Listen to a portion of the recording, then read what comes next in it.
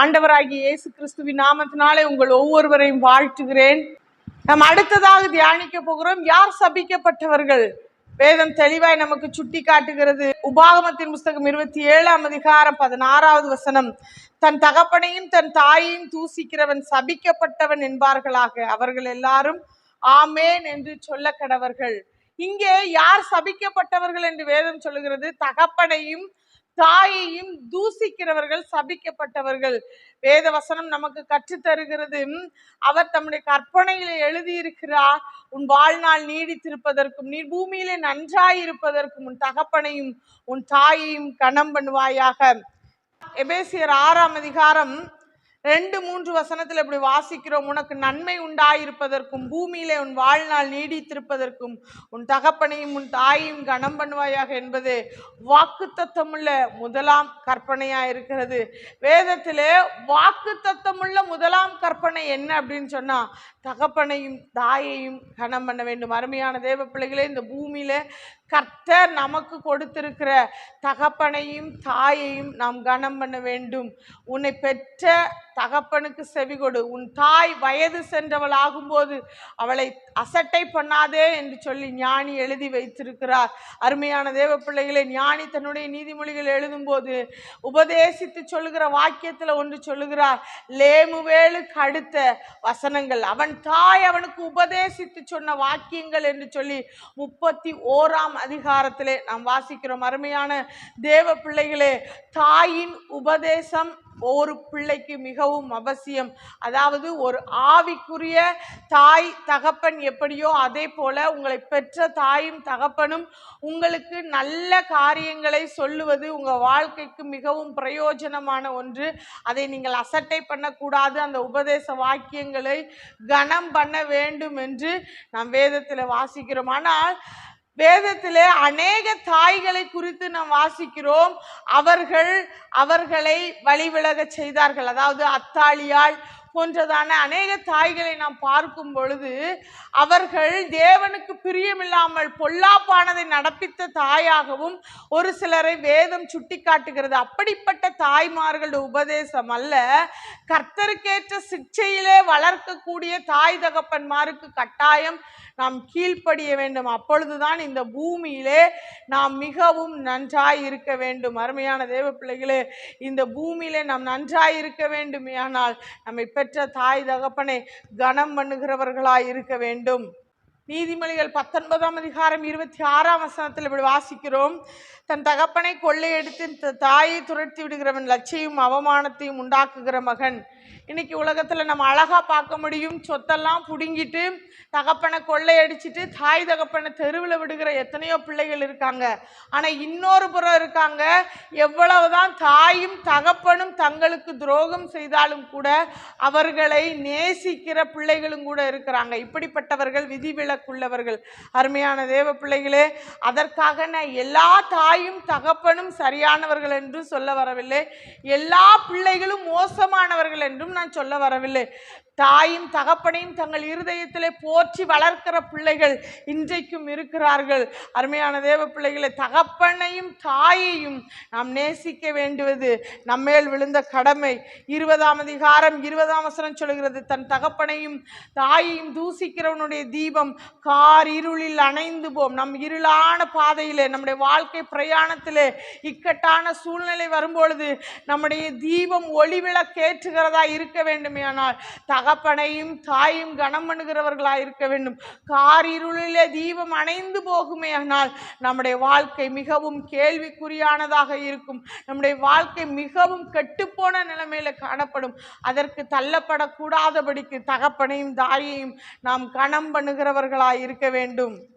நீதிமொழிகள் 30ஆம் அதிகாரம் 17ஆம் வசனத்தில் இப்படி வாசிக்கிறோம், தகப்பனை பரியாசம் பண்ணி தாயின் கட்டளை அசட்டை பண்ணுகிற கண்ணை நதியின் காகங்கள் பிடுங்கும், கழுகின் குஞ்சுகள் தின்னும்.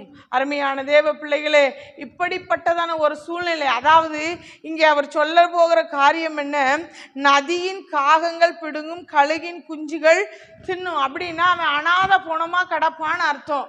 எங்கேயோ செத்து போய் கிடப்பான். தாய் தகப்பனுடைய சொல்ல கேளாத பிள்ளை அனாதையாகத்தான் மரிக்கும். வேதம் அழகாக நமக்கு சொல்லுகிறது. நதியின் காகங்கள் தின்னும், கழுகின் குஞ்சுகள் அதை பிடுங்குமா. அப்பனா நான் ரோட்ல நடக்கையே காக்கா கண்ணை பிடுங்கும் இல்ல, எங்கேயோ மரித்து போவான், யாரும் கேட்பாரற்று கிடப்பான் என்றுதான் இதனுடைய அர்த்தம். ஆனால் உபாகமத்தின் புஸ்தகத்தில் நாம் இப்படி வாசிக்கிறோம், ஒரு தகப்பன் தாயினுடைய சொல்லை கேளாத பிள்ளையை என்ன செய்யணும் அப்படின்னு சொல்லிட்டு உபாகமம் 21ஆம் அதிகாரம் 18ஆம் வசனம் இப்படி சொல்கிறது, தன் தகப்பன் சொல்லையும் தன் தாயின் சொல்லையும் கேளாமலும் அவர்களால் தண்டிக்கப்பட்டும் அவர்களுக்கு கீழ்ப்படியாமலும் போகிற அடங்காத துஷ்ட பிள்ளை ஒருவனுக்கு இருந்தால் அவன் தகப்பனும் அவன் தாயும் அவனை பிடித்து அவன் இருக்கும் பட்டணத்தின் மூப்பரிடத்திற்கும் அவ்விடத்து வாசலுக்கும் அவனை கொண்டு போய், எங்கள் மகனாகி இவன் அடங்காத துஷ்டனாய் இருக்கிறான், எங்கள் சொல்லை கேளான், பெருந்தீனிக்காரனும் குடியனுமாய் இருக்கிறான் என்று பட்டணத்தின் மூப்பரோட சொல்லுவார்களாக. அப்பொழுது அவன் சாகும்படி அந்த பட்டணத்து மனிதரெல்லாம் அவன் மேல் கல்லறிய கடவர்கள். இப்படியே தீமையை உன் நடுவிலிருந்து விலக்கி போட வேண்டும். இஸ்ரவேல் எல்லாரும் அதை கேட்டு பயப்படுவார்கள். வேத வசனம் அழகாக சொல்லுகிறது, தாய் தகப்பனுக்கு கீழ்ப்படியாத பிள்ளைய என்ன செய்யணும்னு சொல்லி. இதை ஒரு நாள் நீங்க செஞ்சு பாருங்க, மற்ற பிள்ளைங்க பயப்படுவாங்க. அருமையான தேவ பிள்ளைகளே, இன்னைக்கு ஆவிக்குரிய தாய் தகப்பன்மாராய் இருக்கிற நீங்க உங்க பிள்ளைங்க உங்க சொல்லு கேட்கல அப்படின்னு சொன்னா மூப்பரிடத்திற்கு, அதாவது தேவ சமூகத்துல கர்த்தர் உங்களுக்கு கொடுத்த தாய் தகப்பன், அதாவது ஆவிக்குரிய தாய் தகப்பன், சபையின் போதகர் மூப்பர்களிடத்துல வந்து அவனோட காரியத்தை சொல்லும் போது வேதம் அழகாய் சொல்லுகிறது, ஒருவனிடத்துல ஒரு தவறனை பார்த்தேன்னா மற்றவர்கள் பயப்படும்படியாக அதை சபைக்கு முன்பதாகவும் சங்கத்துக்கு முன்பதாகவும் கண்டிக்க கடவன் என்று கொரிந்தியருக்கு எழுதின நிருபத்திலே பவுல் எழுதுகிறார். அப்படிப்பட்ட ஒரு காரியத்தை நாம் செய்யும் பொழுது நிச்சயமா நம்முடைய பிள்ளைகள் நம்மை கனம் பண்ணுகிறவர்களாய், நம்மை பரியாசம் பண்ணாதவர்களாய், அசட்டை பண்ணாதவர்களாய், தூஷிக்காதவர்களாய் இந்த பூமியிலே வாழ்வார்கள். இதனால நம்முடைய பிள்ளைகளுடைய வாழ்க்கை ஆசீர்வாதமாய் இருக்க நாம் ஒரு வழிவகுத்து கொடுக்கிறோம். அருமையான தேவ பிள்ளைகளே, ஒருவேளை நீங்க இன்றைக்கு பிள்ளைகளுக்கு சொல்லுகிறேன், தாய் தகப்பனை மதியாதவர்களாய் கனம் பண்ணாதவர்களாய் இருப்பீர்களே, ஆனால் உங்கள் தாயும் தகப்பனையும் கனம் பண்ண ஒப்பு கொடுங்கள். ஒருவேளை இதுவரைக்கும் நான் இதை அறியாம இப்படிப்பட்ட பாவத்தை பண்ணிட்டேன்னு சொல்லுவீங்கன்னா தேவ சமூகத்துல ஒப்புரவாகுங்கள். உங்களை பெற்றவர்களிடத்திலும் ஒப்புரவாகுங்கள். நம்முடைய வேத வசனம் இருபுறமும் கருக்குள்ள பட்டையும் ஒருத்தருக்கு சாதகமாக மாத்திரம்தான் பேசாது. இங்க எபேசியர் 6ஆம் அதிகாரம் 4ஆம் வசனத்துல வாசிப்பீங்கன்னா, பிதாக்களே நீங்களும் உங்கள் பிள்ளைகளை கோபப்படுத்தாமல் கர்த்தருக்கு ஏற்ற சிட்சையிலும் போதனையிலும் அவர்களை வளர்ப்பீர்களாக. பிதாக்களுக்கும் இங்கே பவுல் அழகாய் எழுதுகிறார். வேதம் நமக்கு கற்றுத்தருகிறது, நீங்கள் அவர்களை கோபமூட்டாதீர்கள். பெற்றோர்களும் பிள்ளைகளிடத்துல கோபமூட்டாத ஒரு வாழ்க்கை, அவர்களை அனுசரித்து போகிறதான ஒரு வாழ்க்கை வாழ வேண்டும். அப்பொழுதுதான் பிள்ளைகள் உங்களை கனம் பண்ணுவார்கள். பிள்ளைகள் கனம் பண்ணலங்கிறத மாத்திரம் ஒரு புறம் வைக்கிறது தவறு. நாம் எப்படி நடந்து கொள்கிறோம் என்பதை நாம் புரிந்து கொள்ள வேண்டும். அத்தாலியாளை போல வாழ்கிறோமா? இன்னும் ஈசாக்கும் ரெபேக்காலும் தேவனுக்கு பயந்தவர்கள் தான். ஆனால் ரெபேக்கால் எப்படிப்பட்ட தாய் தெரியுமா? பாரபட்சமுள்ள ஒரு தாய். அப்படிப்பட்ட ஒரு தாயாய் நாம் இந்த பூமியில வாழக்கூடாது. நகோமியை குறித்து வேதம் சொல்லுகிறது, தன் மருமகளுடைய சுகத்தை அவள் நாடினாள், அவளுடைய சுகத்தை அவள் விரும்பி அவளுக்கு இன்பத்தை தேடினாள், அவள் வாழ்க்கைப்படும்படியான ஒரு வழியை அவள் தெரிந்து கொடுத்தாள். ஆனா வேதத்துல நம்ம வாசிக்கிறோம், தன் மருமகள் பெற்ற அந்த குழந்தையை வளர்க்கிற ஒரு தாயானாள் என்று வாசிக்கிறோம். இன்றைக்கு நாம் எப்படிப்பட்ட தாயா இருக்கிறோம்? மருமக பெத்த பிள்ளைன்னா புறக்கணிக்கிறோம்.